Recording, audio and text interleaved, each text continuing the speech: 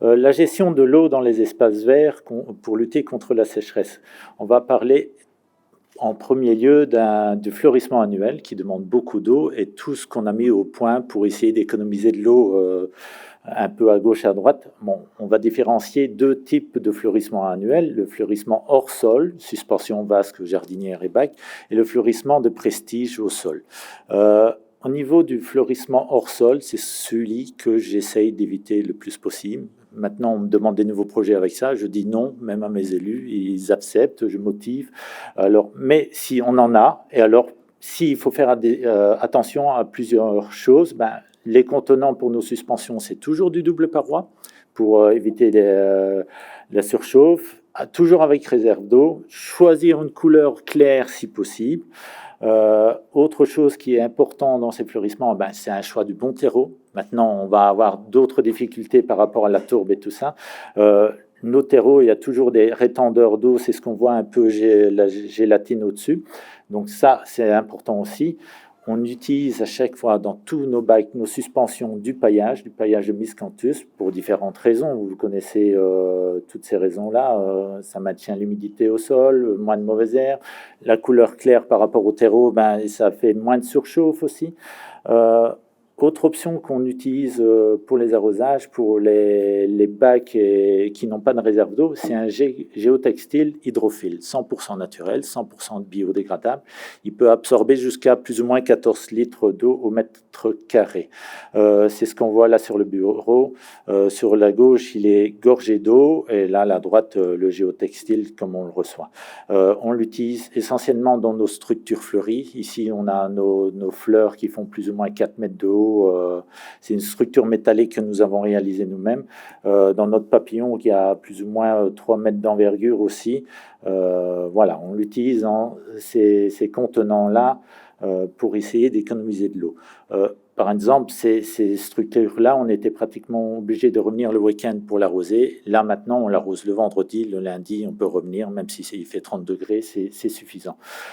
Autre option pour limiter l'arrosage, c'est l'utilisation des oyas. Méthode ancestrale, romaine.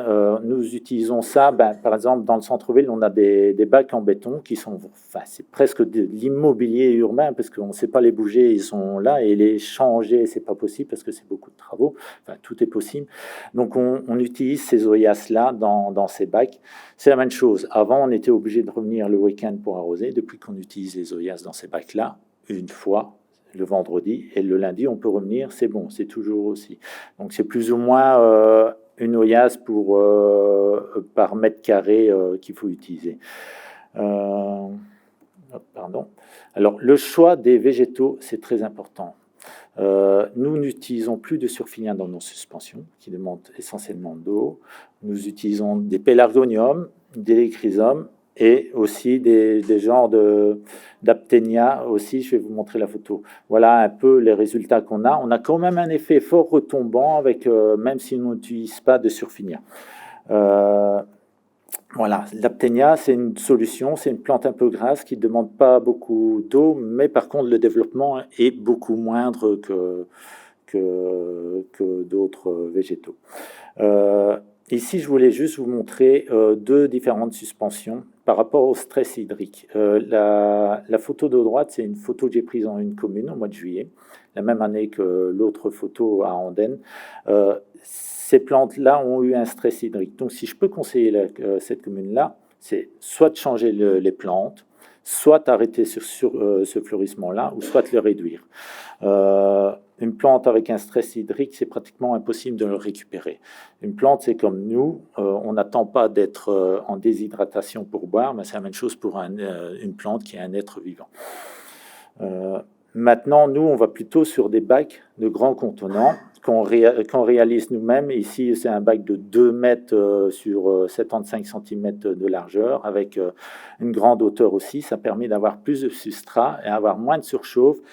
Et comme vous voyez, 90% maintenant de nos bacs sont uniquement en vivace, ce qui nous permet d'économiser beaucoup d'eau. Autre option, bien entendu, on a toujours des petits bacs qu'on me demande de mettre à gauche, à droite. Ça, c'est à une école qu'on m'a demandé de placer sur le trottoir pour éviter le stationnement. On a végétalisé ces bacs-là avec du sédum et une graminée au milieu. C'est plus de la végétalisation que du fleurissement, mais ça marche très bien. Ces bacs-là, je les ai arrosés que 3 fois l'année passée. Et ça marche très bien. Pourtant, c'est un petit contenant. D'autres bacs pour des places hyper minéralisées que nous réalisons nous-mêmes. Ici, il fait plus ou moins 2 mètres sur 2, une hauteur de 60 cm de hauteur. On profite pour faire des bancs, comme ça fait une assise pour s'asseoir. Et avec des grands contenants comme ça, on sait mettre des arbres dedans, même si ce n'est pas l'idéal. Je préfère avoir un grand bac comme ça que 4-5 petits bacs sur une place. Au niveau arrosage, c'est beaucoup plus facile. Et on a un meilleur résultat. Alors, le fleurissement au sol. Ce qui est important, c'est le choix des végétaux, combiner les annuels avec les vivaces pour essayer de gagner de l'eau. Travailler le sol, aérer la surface, le paillage, le terreau, bien, on en a déjà parlé. La densité de plantation pour garder une fraîcheur au sol, important aussi. L'association réfléchie des plantes. Et alors, les horaires d'arrosage. Nous allons parler de tout ça au fur et à mesure. Le choix des végétaux. Ici, c'est une photo d'un fleurissement que nous ne pratiquons plus, mais j'ai voulu le prendre simplement pour dire, les bégonias, dans les fleurs annuelles, ça ne demande pas énormément d'eau, mais si dans votre gestion, vous mettez une zone d'impatience dedans, vous allez ruiner toute votre gestion de l'eau. Vous allez devoir revenir rien que pour arroser ces impatiences. Donc, dans le choix de vos plantes, essayez de faire des catégories par rapport aux besoins en eau. Il a toutes sortes de plantes annuelles qui demandent moins d'eau, des légusias. Bon, le verbena, c'est vivace, mais ça demande moins d'eau. Un autre fleurissement, ce rond-point-là va être totalement végétalisé en vivace l'année prochaine, mais voilà, uniquement en pélargonium. Ça marche aussi. Ça ne demande pas trop d'eau par rapport à certaines autres annuelles. Voilà, celui-là, il va être totalement en vivace. Alors, ce qu'on fait de plus en plus, depuis toujours, c'est combiner les annuels et les vivaces. Ici, on voit sur l'arrière, tout l'arrière, la moitié du fleurissement est en vivace. Ça nous permet de devoir arroser qu'une partie du fleurissement et l'arrière de pouvoir le passer. Ça permet aussi plein d'autres choses, d'avoir un fleurissement plus tôt, parce qu'en général, je prends des fleurs qui fleurissent au mois de mai, tant que les annuelles sont très petites, ça nous permet d'avoir ça. Et de loin, ça paraît toujours un fleurissement de prestige quand même, et avoir un bon résultat. Là, c'est un autre parterre où on a plus travaillé par zone de vivace et des zones annuelles. Quand on arrive, on n'arrose que les zones annuelles. Ça nous permet d'économiser en eau aussi. Là, la même chose, un parterre de plus ou moins 200 mètres carrés, même chose, arrière vivace, l'avant en annuel. Ça nous permet aussi de changer un peu et mettre des bulbes au printemps et tout ça. Alors, travailler la terre, ça c'est très important. Dans notre partie annuelle, on travaille la terre une fois par semaine, avant les pluies de préférence, comme ça l'eau pénètre bien dans le sol, cela favorise la pénétration, et pas de gaspillage par le revinement. Il m'arrive aussi de faire un binage juste avant l'arrosage, comme ça rentre bien dans le sol. Alors, les horaires d'arrosage. Chez nous, quand c'est canicule, on commence les horaires à 3h30 du matin et on continue la journée. C'est entre le soir et le matin, je préfère le soir parce que j'ai déjà vu d'autres communes qui arrosent à 19h. À 19h, quand c'est plein de canicule qui fait 30-35 degrés, il fait toujours 28-29 degrés à 19h. Donc, l'avantage n'est pas très important, donc on préfère arroser au matin, pas avoir d'horaire coupé, continuer la journée. Et on a plein d'autres avantages. Il n'y a personne sur les terrasses, pas de circulation. Donc tout ça se permet d'aller très vite. Au niveau de l'eau, on n'utilise pas de l'eau potable. On puise l'eau dans nos fontaines. On a beaucoup de chance d'avoir des fontaines dans la ville. On puise de l'eau là-dedans avec des pompes électriques pour ne pas faire de bruit pour les riverains. Alors, le fleurissement en vivace, c'est ce qu'on a de plus en plus et c'est ce qu'on fait de plus en plus. Au niveau fleurissement de prestige encore annuel, c'est uniquement dans le centre-ville. Et alors, tous les villages de l'entité sont uniquement en vivace. Ici, c'est un petit rond-point qu'on a fait en vivace au début de la plantation. Ça, c'est la toiture du centre culturel, en vivace purement mellifère aussi.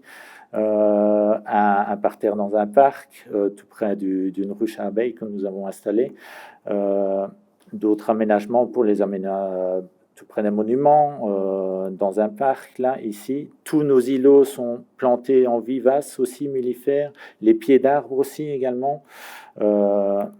Alors voilà, dans un village, par exemple, au pied d'un monument, c'était un trottoir où avant on avait 3-4 bacs en béton qui étaient fleuris, ça ne donnait pas grand-chose. Ici, on a fleuri de chaque côté du trottoir. On a un meilleur aspect. On ne doit jamais arroser pratiquement, sauf vraiment en cas de canicule. Mais voilà, c'est des résultats. Ici, un autre rond-point qu'on a complètement changé en vivace. Ici, la photo a été prise il y a à peine 15 jours, donc forcément, les goras et les verbénas sont un peu en fin de floraison. Autre fleurissement qui ne demande pas d'eau, c'est le fleurissement au moyen de bulbes. 16 à 32 € du mètre carré, c'est assez cher, j'en conviens, mais ça nous permet d'avoir une floraison assez longue. J'utilise des crocus et je vais jusque l'allium, donc on a des floraisons du mois de février jusqu'au mois de juin, et ça permet aussi d'accepter plus facilement les prairies de fauche, parce qu'après ça devient une prairie de fauche, et grâce à ça les gens acceptent plus facilement les prairies de fauche, même en ville et même dans les cimetières. Ici c'est dans un parc où on a planté plus de 20 000 crocus dans la pelouse. Voilà. Ici, un autre fleurissement qui a plus ou moins 6 ans maintenant, où on a aussi un échelonnement de floraison. Ben, là, les narcisses, et après, vous voyez les camassia au mois de mai, ça donne un très beau résultat, même s'il devient vieux maintenant, il est toujours très beau. Les prairies fleuries, ça marche très bien aussi, même si on utilise de moins en moins, nous, parce qu'avec les printemps qu'on a de plus en plus secs, c'est de plus en plus compliqué d'avoir un beau résultat garanti. Donc on utilise encore, on sème plus ou moins 2000 m² par année de prairies fleuries. Ça marche très bien. Et c'est un fleurissement qui ne coûte pas cher, même si ça paraît cher quand on voit le petit sachet qu'on a de semences. Voici pour la gestion de l'eau un peu. J'ai été un peu vite, je ne sais pas si je suis dans les temps, super. Ok, alors je vais vous parler de nos cimetières verts. Dans la ville d'Andenne, nous avons 16 cimetières verts, plus 2 commémoratifs. Nous sommes à 9 cimetières végétales maintenant, totalement végétalisés. On a commencé plus ou moins en 2014-2015 par le cimetière de Grouin. Alors, nous avons fait le pari de la végétalisation totale et paysagère. Donc, ici, le cimetière de Grouin, ça a été un peu un cimetière d'essai. Il y a la moitié du cimetière qui était séparée par une allée en tarmac que nous avons semé avec de la pelouse en croissance lente. C'est un bon résultat. Il faut simplement accepter qu'il y ait des petites zones où on voit les graviers, mais au niveau tonte, on la tonde qu'une fois par mois et c'est suffisant. Par rapport à l'autre côté où on a semé du gazon sport, simplement parce qu'il avait déjà une pelouse en place au milieu, donc on a choisi, pour ne pas avoir de différence, de faire du gazon sport. Et là, ça a très bien marché, densité aussi, mais voilà, ils font tondre 2 fois plus que de l'autre côté. Donc c'est un choix qu'il faut faire par rapport à ça. On a fait d'autres essais, la végétalisation des entretombes. Là, on voit la photo de gauche avec des euchéras, où voilà, ça marche très bien. Dès que c'est un peu large, on plante des plantes vivaces qui couvrent le sol. On a essayé aussi le tapis de sédum. Ça marche très bien dans les espaces étroits. Maintenant, quand on commence à avoir vraiment des mauvaises herbes, si on peut appeler des mauvaises herbes, c'est très difficile à nettoyer dans ce tapis-là. Alors, chaque espace qui est perdu au niveau tombe, on le végétalise avec des plantes vivaces partout. On profite aussi d'améliorer le cimetière en faisant des zones de recueillement, une nouvelle aire de dispersion. On reprend les monuments qui sont classés pour les mettre dans ces aménagements-là. Ici, la nouvelle aire de dispersion de Grouin. Voilà, la photo de gauche, on voit la pelouse croissance lente où on voit encore des petits trous, mais c'est pas trop dérangeant. Et la pelouse de droite où c'est le gazon sport et où aussi on a une prairie de fauche au milieu et qui est plantée avec des bulbes aussi, avec des longues floraisons. Là, on voit avec les crocus au mois de février, donc c'est très beau. le cimetière d'Andenne, j'ai voulu vous parler de ce grand cimetière d'Andenne où c'est fut très dur à végétaliser. Je vais vous expliquer pourquoi. Ben, la même chose, on profite de chaque espace pour fleurir. Ben, entre les tombes, ici, on a une haie de hortensia. Le bord du chemin de l'allée, ben, on a planté avec des lavandes, des épéricums, même des petits espaces. Ici, c'est ce qui était avant. Je ne sais pas pourquoi mes prédécesseurs ont planté ça. C'est un juniperus. Tout ça pour vous montrer ce qu'on a fait après. On a fait une aire de dispersion à la place de cet espace-là. Et de l'autre côté, on a aussi fait une aire de dispersion avec une zone de recueillement, avec des parterres mellifères. Voilà, ça permet d'avoir un beau paysage et d'avoir un bel aspect. On a gardé les arbres, bien sûr. Alors voici le cimetière. Pourquoi c'était compliqué? Parce qu'avant, il était entièrement en tarmac. Donc c'est la plus dure des configurations pour moi. Parce qu'en plus d'enlever le tarmac, on est obligé de décaisser l'assise qui est en dessous, tout le ballast. Et donc on est obligé de faire un apport de terre. Cet apport de terre, ben, forcément, c'est de la terre meuble. Et donc, par rapport aux riverains qui vont venir dans ces cimetières, ben, c'est très dur à gérer pour pas qu'ils marchent dans la boue et tout ça. Donc, on a fait aller par aller, on a tout de suite ensemencé. Ce fut très compliqué, mais on y est arrivé et on n'a pas eu de plainte à ce niveau-là. Voici un peu le résultat de ce cimetière-là. Ce qu'on a fait aussi dans ce cimetière, il y a toujours des zones perdues, on attend de futures tombes. Ben, voilà, on a fait une prairie fleurie sur tout cet espace-là. Ça nous permet de ne pas entretenir la pelouse aussi à ce niveau-là, du gain de temps aussi. Alors, le cimetière de Namèche, c'est un petit cimetière autour d'une église, très difficile à aménager parce qu'aucune machine ne peut y aller. Ben, on a simplement retiré le gravier, on a ensemencé dessus. Ben, voilà, on profite aussi pour planter des arbres, améliorer le paysage. Le talus complètement planté avec des vivaces mellifères, pardon. On voit là dans l'autre sens. On a refait une aire de dispersion aussi, même si elle est petite là, vu l'espace qu'on avait. On met des bancs, on met des hôtels à insectes. Ici, des anciennes tombes qui n'étaient plus entretenues, ben, on a semé des prairies fleuries dessus. Au printemps, on a même des bulbes de muscaride. Donc, toutes ces tombes-là sont mauves au printemps. C'est très beau. On n'a eu que des félicitations par rapport à ce cimetière-là. Dès qu'on l'a fait, on a eu des courriers pour nous féliciter. Ici, le nouveau cimetière de Namèche que nous avons totalement végétalisé, c'est aussi très difficile celui-là parce qu'on a fait le pari de supprimer l'allée centrale de cette allée qui était en tarmac, qu'on devait soit refaire ou soit la supprimer. On a choisi de la supprimer. Alors, forcément, pour éviter d'avoir trop de désagréments, cette allée centrale, on l'a réalisée avec des rouleaux en gazon directement. Ça a permis que les gens, le lendemain, puissent marcher sur le gazon directement. Autre chose qu'on a fait, c'est la partie avant, comme les corbillards devaient encore aller jusqu'au milieu du cimetière, ben on a acheté un tapis pour rendre cette zone-là carrossable. C'est les tapis qu'on utilise pour les parkings temporaires, comme pour les événements, pour des concerts ou pour le Grand Prix de Spa-Francorchamps. Ben voilà, on a déroulé ce tapis-là, on a semé au-dessus, et ça marche bien, même si on a eu quelques petites ornières, forcément, parce qu'on a apporté de la terre meuble à cet endroit-là. Bon, bien sûr, on communique avec des panneaux didactiques à chaque entrée. Vous voyez ça, on a refait aussi une aire de dispersion. Nous réalisons tous ces travaux nous-mêmes en interne. Je fais les plans, les ouvriers de la voirie viennent mettre les bordures et mes gars viennent aménager tout après. Vous voyez un peu l'évolution de cet aménagement. On a planté des arbres, on a fait des cavernes dedans. Et voici un peu le résultat après. Donc pelouse de dispersion sur l'herbe et derrière on a une aire de dispersion minérale sur caillebotis. Voici un peu le résultat où il y a aussi une aire de recueillement dedans. Voici. On a aussi une prairie de fauche derrière. Ici, c'était en fin de saison. On allait bientôt la faucher, mais on voyait un peu le résultat. Prairie de fauche qu'on a dans tous les cimetières. On n'a aucune remarque par rapport à ça, mais il faut bien faire attention de bien tondre une bande très large autour de celle-ci pour qu'elle soit bien délimitée. Chaque espace perdu pour les tombes, ben, on fait des parterres dans ces espaces-là en vivace.